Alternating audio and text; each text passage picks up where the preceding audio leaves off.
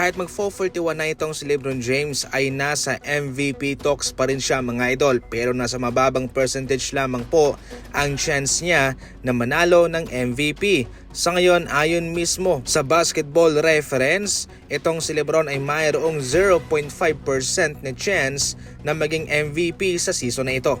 Pero ngayon sa season na ito at sa edad ni LeBron James ay hindi niya na iniisip ang MVP.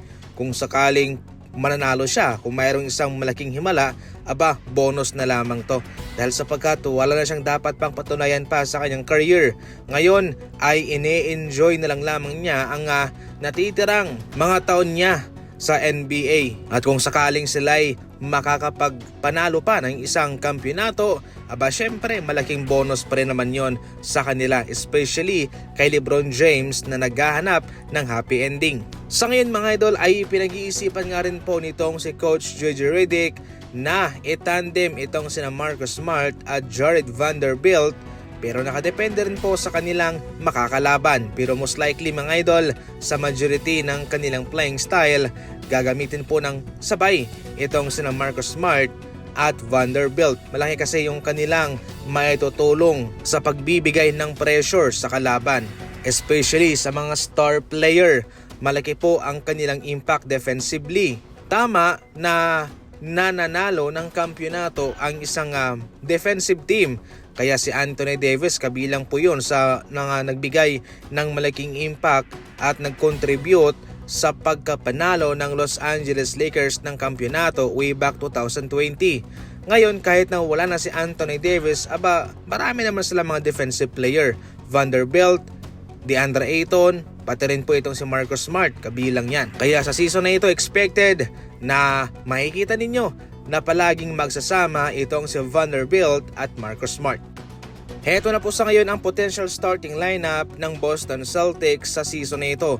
Meron tayong mga kilalang pangalan dito. Itong si Pritchard, Derek White, Brown, Chris Boucher at si Neemias Queta. Yan po mga idol ang kanilang mga batikang players sa ngayon dahil nasira po ng second apron ang kanilang kupunan sa layunin ng NBA na maging balanse ang bawat kupunan.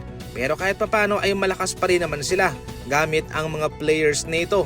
Kung nagawang magkampiyon ng OKC Thunder gamit yung kanilang mga batang players na wala pang experience, paniguradong merong chance itong Boston Celtics na makabalik muli sa NBA Finals. Pero hindi po magiging madali ang daang kanilang tatahakin sapagkat marami na rin pong mga malalakas na team sa ngayon na mayroon ding mga magagaling na mga pangalan sa kanilang kupunan.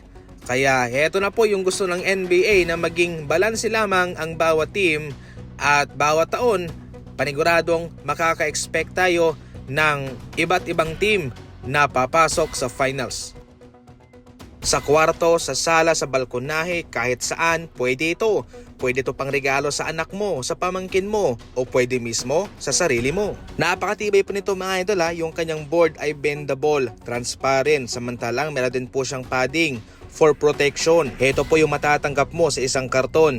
Marami na, matibay pa. Naka-sale to ngayon at malaki ang matitipid mo. Perfecto sa inuman, sa mga friends mo. Nasa comment section lang po ang link. Maraming salamat po.